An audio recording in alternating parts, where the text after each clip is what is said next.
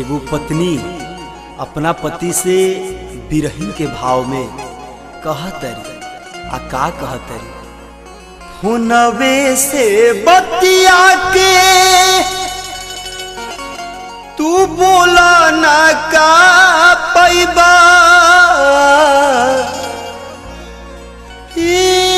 राजाऊ घरे अइबा कि न अइबा,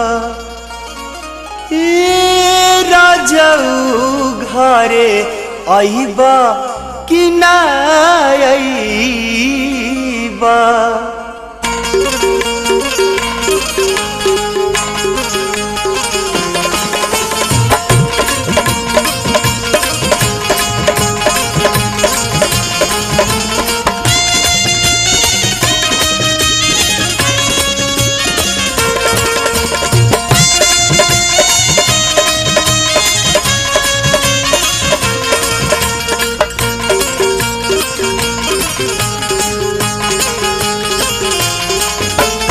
हुनवे से बतिया के तू बोला ना का पैबा, हुनवे से बतिया के तू बोला ना का पैबा, राजाऊ घरे अइबा कि न अइबा, राजाऊ घरे अइबा कि न अइबा। हुनवे से बतिया के तू बोला ना का पैबा, हुनवे से बतिया के तू बोला ना का पैबा, राजाऊ गावे अइबा कि न अइबा, राजाऊ घरे अइबा कि न अइबा।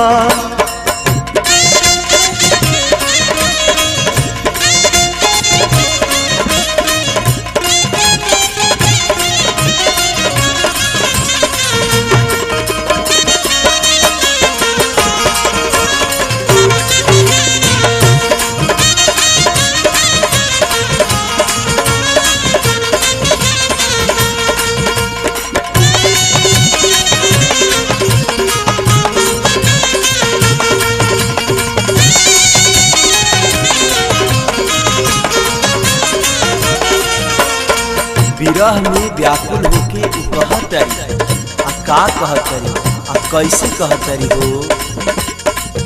मन मन रोई तना भीतारे हारे, आँखिया के लोर से मोर का जरा पसारे,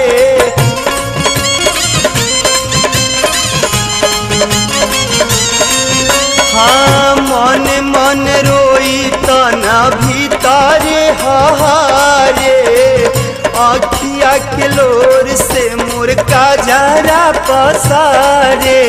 इन पानी के मछली के तू कबले तड़पैबा, इन पानी के मछली के तू कबले तड़पैबा, राजाऊ घरे अइबा कि न अइबा, राजाऊ घरे अइबा कि न अइबा।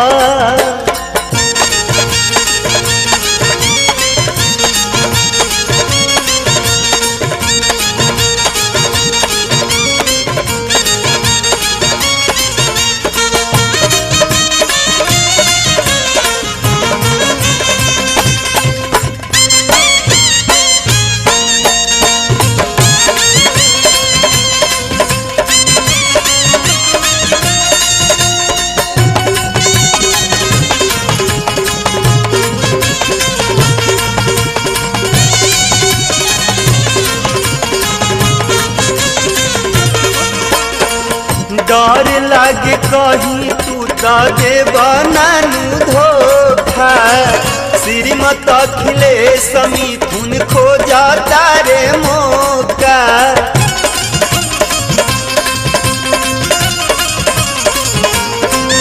हाँ डर लागे कहीं तू तो देबा नानू धोखा, श्रीमत अखिलेश मिथुन खोजा तारे मौका।